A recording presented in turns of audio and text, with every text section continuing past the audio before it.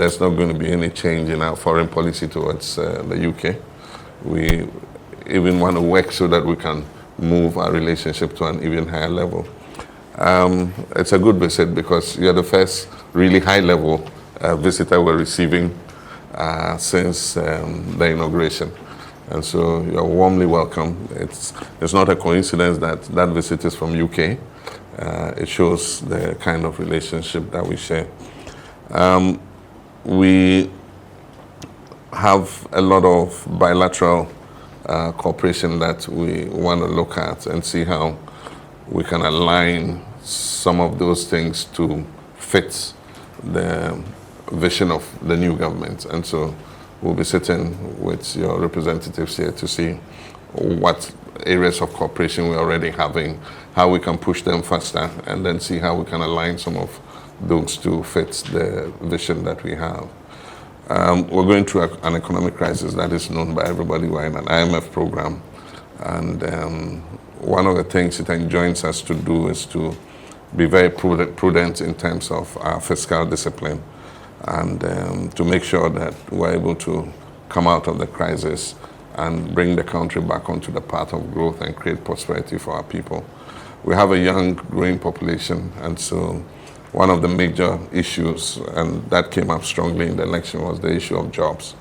And so working together to see how we can bring in more investments, especially considering that we're shut out of the international credit markets, to bring in more foreign direct investment, to be able to create jobs for young people is one of the things that we're going to be focusing on. And I believe that, I mean, with the history of British companies investing in Ghana, we've got a long tradition. And so how we can showcase the opportunities that are still available in Ghana and bring more British companies in to come and partner with us in that objective is something that we'll look to do. We have the issue of the freeze in assistance from the United States.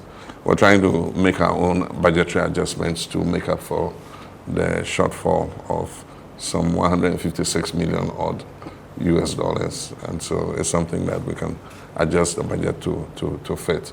But it's my hope that the rest of our partners will continue to maintain the cooperation that we have, or even lift the level of cooperation so that we can continue to assess the vulnerable in our society. It's a privilege to be here and to be one of the first to come over and to see you and your great election victory. And what struck me is your election was around a 24-hour economy, and we have a mutual aspiration for both the UK economy and here in Ghana. And I was only this morning seeing some of the entrepreneurs you have here and the expansion of jobs that they want to create here in the economy, and our long history of supporting your endeavours is what we're going to continue to do. And I think that we can, achieve great things together. And the fact that the UK government is aligned on growth and your government is focused on growth to create good jobs for people so their living standards are improved is exactly what we're trying to achieve as well. So